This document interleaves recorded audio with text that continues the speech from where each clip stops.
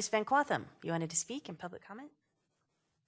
I did, thank you. I had filed comments in the next docket item number 4 relating to this issue, and the comments thankfully have been vetted a little bit already.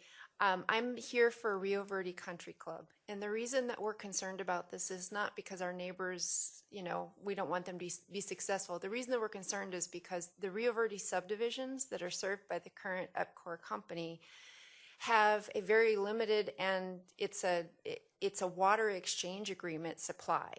So the developer of those communities gave CAP water through exchange to the surface water right holder so that they could have wells located at that location. And there's, I believe it's like 800 acre feet per year. It is tapped out. And the effluent that is produced is used by the golf courses, my client, and there's not enough of it. So there is no extra wet water there in that location. So in it, there's not the water right, and there's not the wet water, because if you take the wet water, the surface water users will challenge it as Verde River water. Even if it's not in the subflow zone, I think they'll challenge it because they can go outside the subflow zone and find that those are surface water rights if they do a cone of depression test and if your well is withdrawing water from the subzone, even outside. So it would not be advisable to spend money on a well that could be contested. If you go farther west, you can go all the way to Desert Hills. That aquifer, the aquifers, they're terrible. They're going dry. People are losing their wells every day. Wells are not the answer here. So over in the Anthem area, the reason that standpipe worked is because EPCOR has a wastewater treatment plant right there, and it puts water in the ground that then it withdraws really close as effluent credits through a well.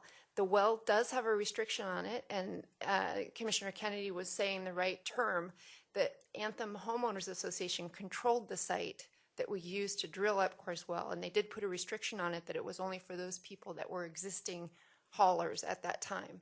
And so the water haulers are not supposed to take it out to new houses that have been built subsequently, and certainly couldn't add the Rio Verde community without changing that stipulation. And the Anthem, my understanding is the Anthem community was concerned about the trucks coming in and out because it goes right by houses. So that was that particular issue.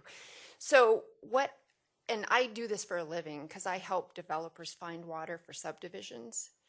And what I would think about this is getting it through a place like the Scottsdale standpipe, because that's a renewable source. They get water from the Central Arizona project. They treat it in the treatment plant that then has a standpipe next to it. EPCOR has one just like it in Chaparral. And they treat CAP water. There's a direct connection.